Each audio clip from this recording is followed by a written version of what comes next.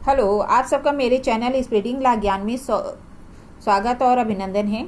आइए हम लोग देखते हैं संगठित अपराध, ऑर्गेनाइज जो है क्राइम क्या है। ये जो हम देखते हैं कि क्वेश्चन कैसे पूछा जाएगा, तो पूछा जाएगा कि व्हाट इज ऑर्गेनाइज क्राइम, संगठित अपराध क्या है, उसके एलिमेंट बताइए, उसके आवश्यक तत्व बताइए। और संगठित अपराध एक विस्तृत टिप्पणी लिखिए। ये आपके किसी भी एग्जाम में पूछा जा सकता है, यूपी एपीओ में पूछा जा सकता है और कोई भी एग्जाम में पूछा जा सकता है। किसी स्टेट की जुडिशरी देंगे या यूपी के जो है जुडिशरी या एपीओ देंगे या एसजीएस देंगे, तो ये पूछा जा सकता है कि संगठित अपराध या ऑर्गेनाइज क्राइम क्या है। जब हम देखते हैं भारतीय न्याय संहिता 2023, तो उसकी जो धारा 111 है, इसमें संगठित अपराध को परिभाषित और दंडित दोनों किया गया। अर्थात जो 111 धारा है भारतीय न्याय संहिता बीएनएस की, उसकी जो धारा 111 है उसमें संगठित अपराध को जो है डिफाइन किया गया है और साथ ही साथ उसका पनिशमेंट भी बताया गया है। संगठित अपराध होता क्या है, तो आइए देखते हैं कि संगठित अपराध का तात्पर्य है कि जो सिंडिकेट द्वारा सतत विधि विरुद्ध क्रियाकलाप किया जाता है, अनलॉफुल एक्टिविटी करके कोई फायदा जो है प्राप्त किया जाता है, तो उसी को संगठित अपराध कहते हैं। अगर जो है संगठित अपराध का तात्पर्य है सिंडिकेट द्वारा विधि विरुद्ध क्रियाकलाप करके कोई फायदा, तात्विक फायदा प्राप्त किया जाता है, तो उसी को संगठित अपराध कहते हैं। अब इसके एलिमेंट देखते हैं, तो इसके एलिमेंट क्या क्या हैं। तो पहला एलिमेंट है किसी संगठित अपराध में सिंडिकेट के सदस्य के रूप में या सिंडिकेट की ओर से किया जाना चाहिए। पहली बात क्या है कि जो संगठित अपराध है वह सिंडिकेट के सदस्य के रूप में या सिंडिकेट की ओर से किया जाना चाहिए। दूसरी बात, या तो अकेले किए जाए या संयुक्त रूप से सामान्य सहमति से कार्य किया जाए। या तो कोई व्यक्ति अकेले करे या फिर क्या है कि जो है कॉमन इंटेंशन हो, संयुक्त रूप से जो है सामान्य सहमति से कार्य करे।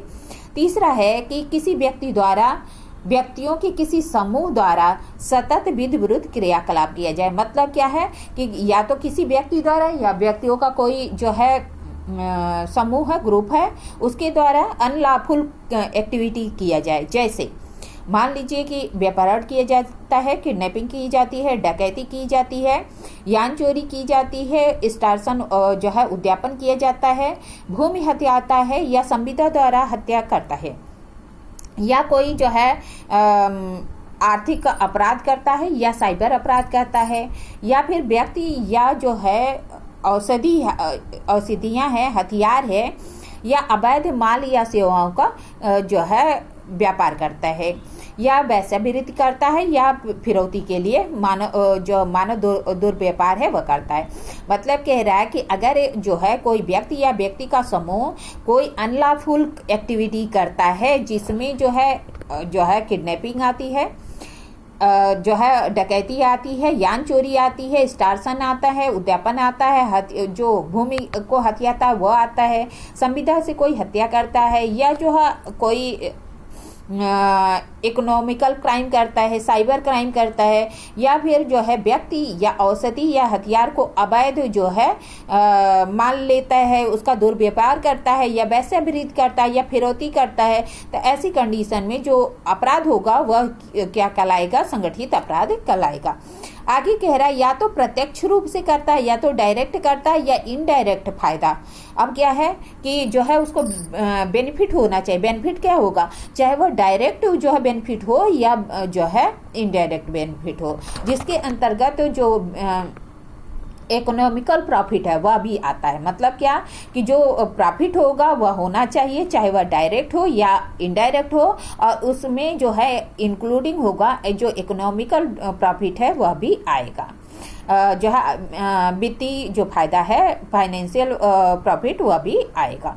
फिर कहता है कि जो है क्या हिंसा का प्रयोग होना चाहिए, या हिंसा के प्रयोग की धमकी होनी चाहिए, या उद्यापन होना चाहिए, प्रपीड़न होना चाहिए, या अन्य कोई विधि विरुद्ध उपाय प्राप्त किया। अब क्या कह रहा है कि जो इसमें जो क्या है कि हिंसा होना चाहिए, यह हिंसा की धमकी भी होनी चाहिए, या तो हिंसा करे या तो हिंसा की धमकी दे, या जो है अभित्रास करता है, प्रपीड़ित करता है, या अन्य जो है अनलॉफुल मीन्स का प्रयोग होना चाहिए। ठीक है कि पहली बात यह हो गया कि संगठित अपराध जो सिंडिकेट के सदस्य द्वारा या सिंडिकेट को ओर से करना चाहिए, या तो दूसरी बात हो गई या तो अकेले करे या अन्य व्यक्तियों के साथ करे। तीसरी बात हो गई कि व्यक्ति या व्यक्ति के समूह द्वारा कोई विधि विरुद्ध जो है क्रियाकलाप होना चाहिए। चौथी बात हो गई कि उससे जो है प्रॉफिट होना चाहिए। प्रॉफिट कैसा, या तो डायरेक्ट हो या इनडायरेक्ट हो, इसके अंतर्गत वित्तीय फायदा भी आता है। और इसके बाद क्या कह रहा है कि हिंसा का प्रयोग हो या हिंसा की धमकी हो या जो है अभित्रास हो, प्रपीड़न हो या अनलॉफुल मीन्स का प्रयोग होना चाहिए। तो अपराध क्या कहलाएगा कि जो है संगठित अपराध या ऑर्गेनाइज ऑफेंस कहलाएगा। इस तरह मैंने आपको ऑर्गेनाइज ऑफेंस बताया। इसके पहले मैंने आपको जो है मृत्यु दंड से संबंधित धाराएं बताई है, फिर जो है आपको जो है सामुदायिक सेवा से संबंधित धाराएं बताई हैं। इसी तरह मैं जो है आपको छोटे छोटे क्वेश्चन जो कि आपके मेंस एग्जाम में पूछे जाएंगे वह बताती रहूंगी। अगर आपको वीडियो अच्छी लगती प्लीज़ लाइक करिए, सब्सक्राइब करिए, कमेंट करिए, शेयर करिए, साथ ही बेल आइकन दबा दीजिएगा ताकि कोई भी नोटिफिकेशन आपको तुरंत मिल जाए। ठीक है, धन्यवाद, थैंक यू।